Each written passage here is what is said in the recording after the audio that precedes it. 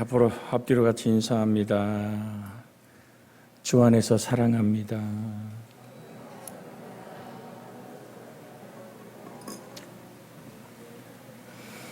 아이들이 우리 졸업생들이 특성함 안에서 이미 다 주의 은혜가 우리에게 임한 줄 압니다. 주의 평안이 있기를 주의 이름으로 축복해 드립니다. 일과 성공적인 삶, 유치부 아이들이 얼마나 알아들을까. 우리 앞뒤로 다시 한번 인사합니다. 일하며 살자.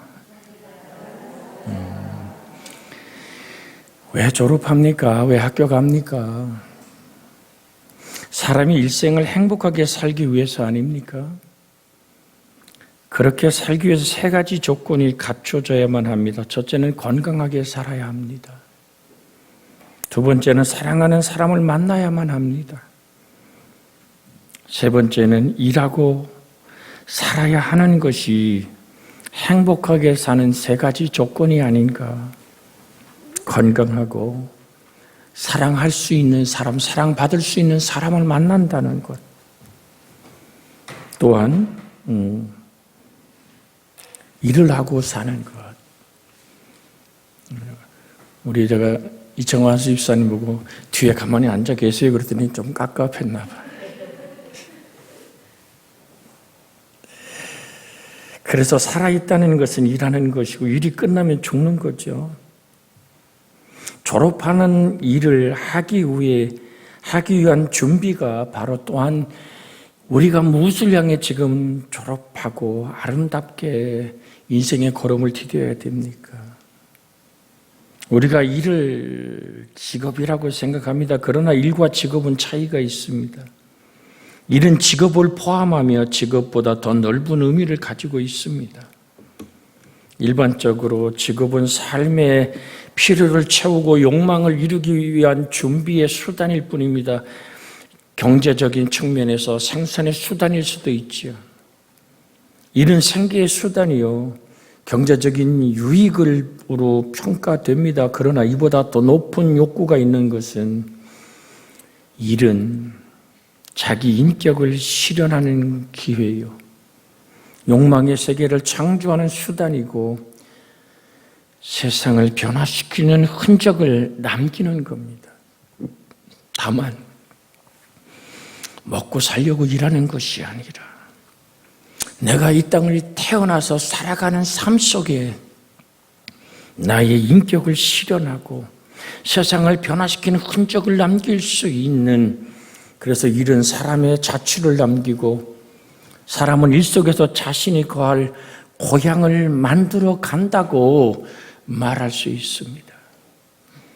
여러분의 일이 여러분의 고향을 만든다는 사실을 한 번쯤은 기억하고, 지금 내가 공부하고 바라보고 정말 힘들죠. 평생에 하나님의 일을 한다고 생각합니다마는 여기 서 있는 목사도 평생에 책을 손에서 놓지를 못하죠. 잠자기 전에도 읽고 일어나서도 읽고, 왜?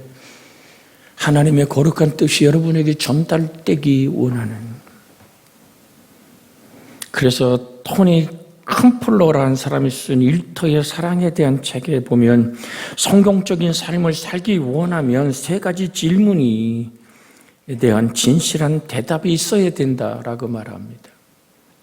첫째는 더불어 살만한 가치가 있는 사람이 되기 위해서는 나는 어떤 종류의 사람이 되어야 하는가? 혼자 살 수 없잖아요. 내가 함께 더불어 살아가는 인생길에서 나는 어떤 종류의 사람이 되어야 될까? 나는 구경꾼인가? 일꾼인가? 아니면 회방꾼인가? 더불어 사는 사회 속에서 나의 삶이 어떤 흔적을 남깁니까?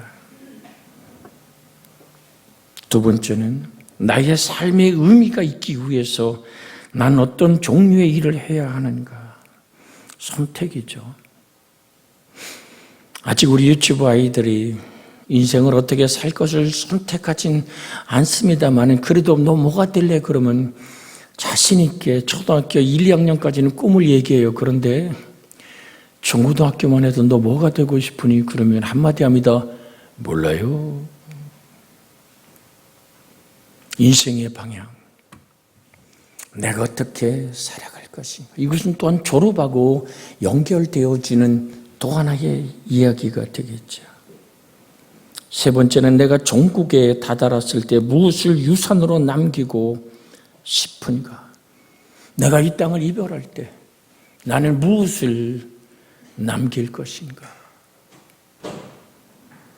사랑하는 여러분, 이 세 가지 질문에 대한 대답을 가지고 살아야 그 인생은 성공적인 삶을 산다라고 토니 터플러가 쓴 일터의 사랑이란 책에서 여러분에게 좀 들려드립니다. 이런 의미에서 우리 예수님은 모든 면에 성공한 분이었습니다.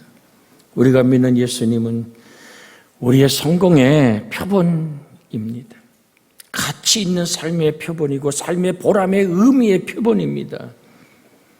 예수님은 목수라는 직업을 가지고 있었습니다. 30세까지 목수로 일관되게 일을 했죠.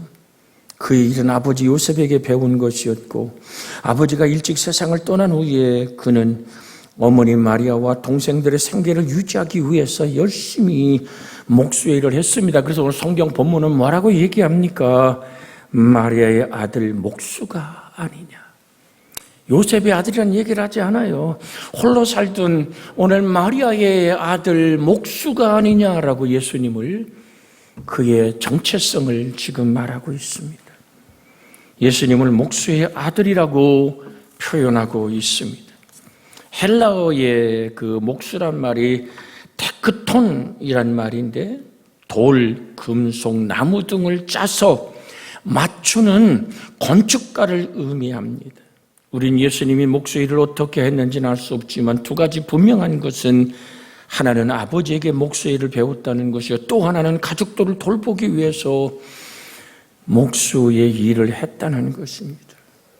예수님은 30세까지 목수의 직업을 가지고 있었죠. 30세에 초기 은퇴하셨죠. 그리고 은퇴한 후에는 그 사역에 새로운 변화를 주었죠. 30세까지 목수를 직업으로 하였고 여기에서 은퇴한 3년 동안 또한 목수로서 배운 모든 기술을 가지고 인류를 위한 헌신을 하였다라고 말씀드리고 싶습니다. 일반적으로 많은 분들이 직업인이 열심히 삽니다. 그러다가 나이가 들면 노년에 여가 생활을 즐기죠. 이것은 지혜로운 것처럼 보입니다만 그렇지만 평생 해온 직업이 생계의 수단으로 끝난다면 이것은 어쩌면 비참한 인생이 됩니다. 예수님 그 직업이 목수였지요. 나는 선한 목자라고 말했지만 주님 양치기가 아니었습니다. 씨 뿌리는 비를 말씀하셨지만 그는 농부가 아니었습니다. 고기 잡는 법을 가르쳤지만 그는 어부가 아니었습니다. 병든 자를 치료했지만 그가 의사는 아니었습니다. 많은 무리를 가르치셨지만 선생님은 아니었습니다. 그의 직업은 목수였습니다. 목수라는 직업은 하나님이 창세 전부터 한 인간을 세상에 보낼 때 이미 계획하신 것이었습니다. 예수님이 공생애를 시작한 후에 제자들을 데리고 고향 나사렛으로 가서 안식일에 회당에서 말씀을 전할 때 사람들이 깜짝 놀라면서 이 사람이 어디서 이런 것을 얻었느냐, 이 사람이 받은 지혜와 그 손으로 이루어지는 이런 권능이 어찌 되면요, 이 사람은 마리아의 아들 목수가 아니냐. 야고보, 사도행전에 나오는 예루살렘 초대교회의 당회장이었던 야고보, 예수님 젖동생 맞지요. 요셉, 이제 오늘 새벽으로 끝낸 유다서를 써내려간 유다 또한 예수님 젖동생이 맞습니다. 시몬, 형제가 아니냐, 그 너희들이 우리와 함께 있지 않느냐고 예수님을 무시해버립니다. 예수님 목수집에 태어났고 목수 일을 하다가 하는 것 때문에 사람들에게 무시당했습니다. 그래서 예수님은 선지자가 고향에서 환영받는 일이 없다라고 말씀도 하시죠. 예수님은 학교 교육을 받은 일이 없습니다. 당시의 교육은 특수층에만 해당된 것이었기에 귀족들과 고위층의 자녀들만 랍비 학교에서 교육받을 수 있었습니다. 나머지 하위 계급과 서민들은 교육을 받지 못했고 자기 아버지 일을 배워서 그것으로 대를 이어갔습니다. 아버지가 농사 짓는 사람이라면 농사를 배워 농부가 되었고, 아버지가 고기 잡는 어부라면 고기 잡는 기술을 배워 어부가 되었고, 아버지가 목수이면 목수일을 배워서 목수가 되고, 아버지가 대장장이라면 대장장이의 기술을 배워 장인으로서 인생을 살았습니다. 지금같이 좋은 학교 교육을 받는다는 것은 특수계층이 아니면 그 당시에 불가능한 일이었죠. 그래서 예수님은 아버지 요셉에게 목수일을 배워서 목수의 생애를 사셨습니다. 목수일을 하다가 목수로 죽은 것입니다. 그런데 예수님이 그 직업으로 하나님의 모든 영광을 드러냅니다.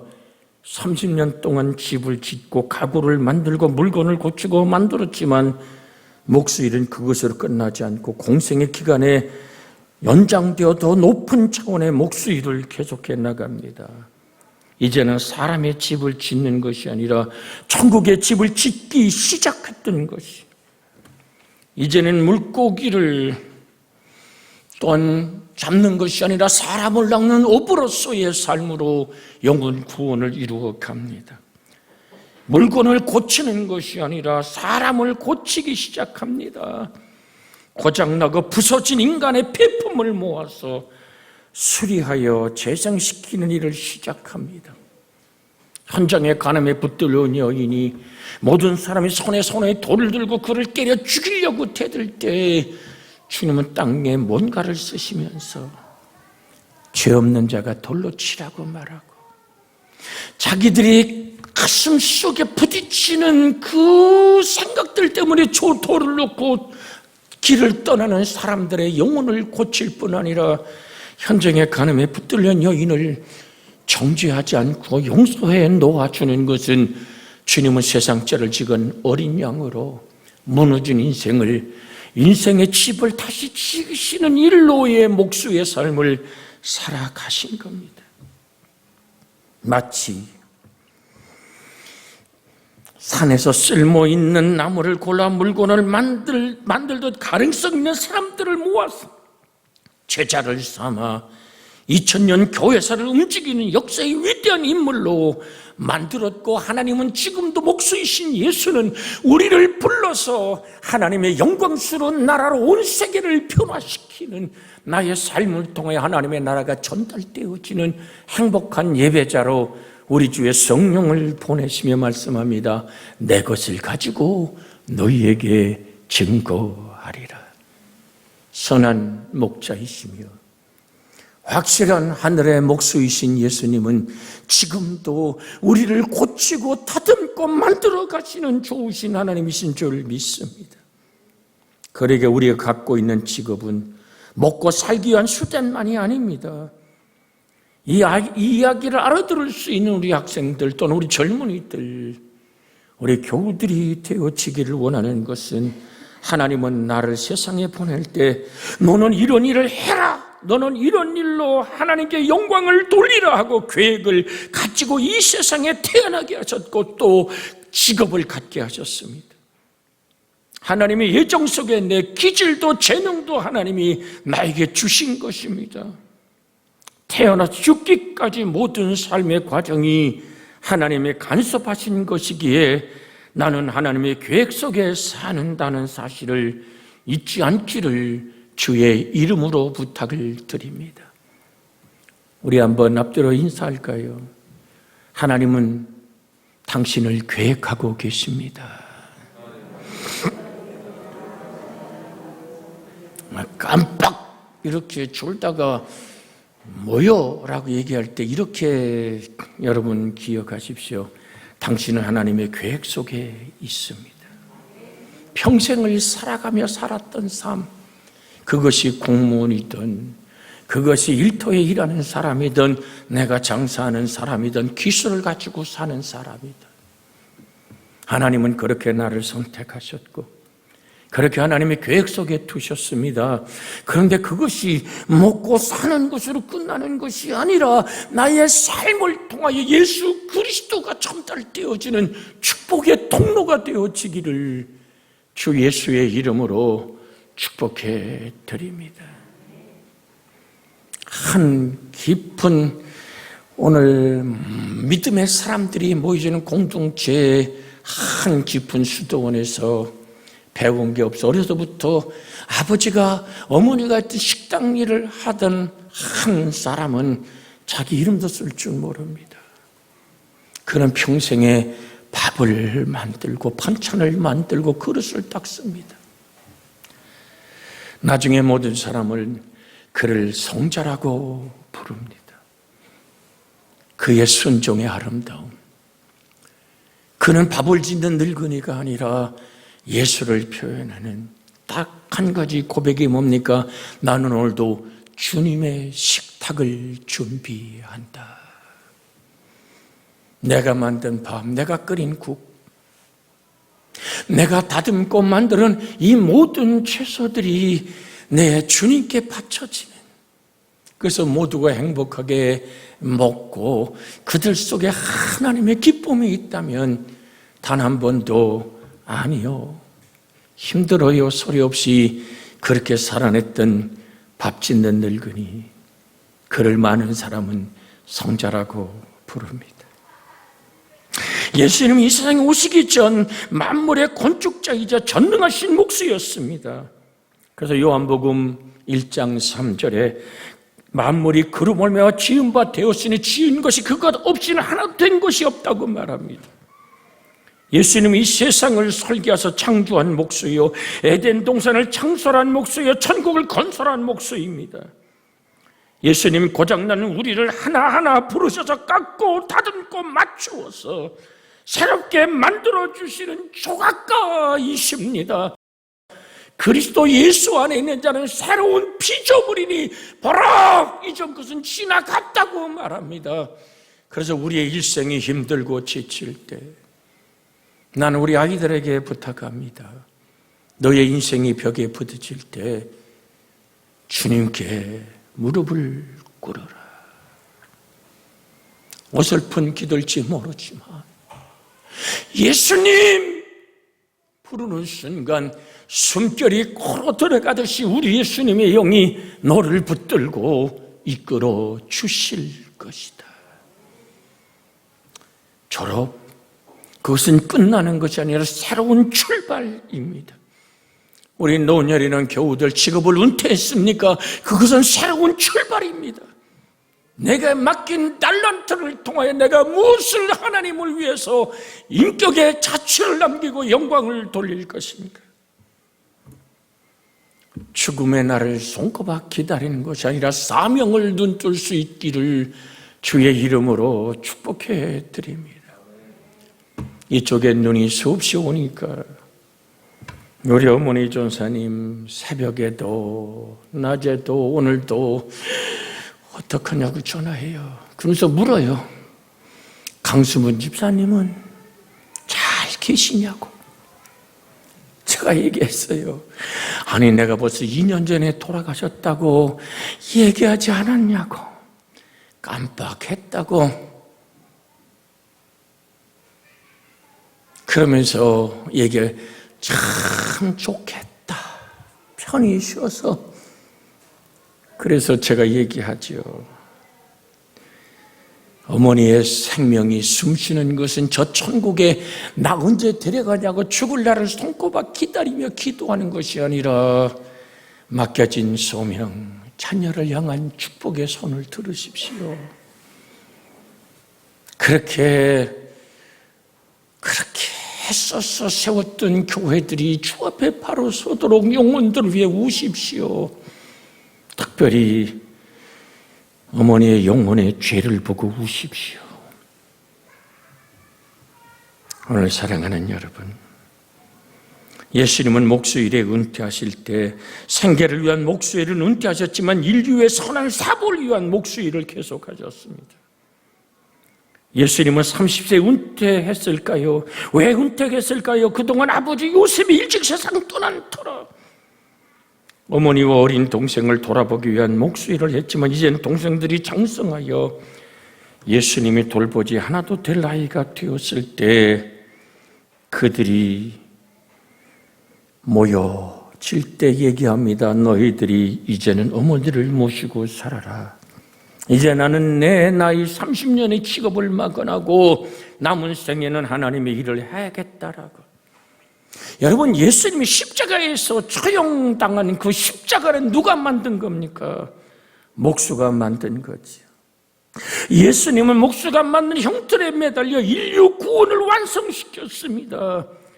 예수님은 일생 목수 일을 하다가 목수가 만든 형틀에 인류 구원의 제물이 되어 그 인생을 끝냈던 것입니다. 그것이 직업이 지닌 신비가 아닐까요? 평생 직장 생활에서 자식 공부시키고 자식에게 유산도 미리 주고 노년에 부부가 편안히 여행이나 하며 여생을 보내려는 사람들이 있습니까? 오늘 그 생각을 접고 새로 고칩시다. 이것은 그리스도의 가치관의 비전이 아닙니다. 예수님은 목수로 시작해서 목수로 죽었습니다. 예수님은 돌을 맞아 죽지 않았습니다. 예수님은 병들어 죽지도 않았고 사고로 죽지도 않았고 나무에 못 박혀 죽었습니다. 그가 만지고 일하던 연장으로 만든 십자가의 형틀에 매달리고 그가 사용하던 망치로 손과 발에 못이 박혔습니다. 이것은 예수님이 늘 사용하던 연장들이었습니다. 주님은 친히 나무에 달려 그 몸으로 죄를 담당하셨습니다.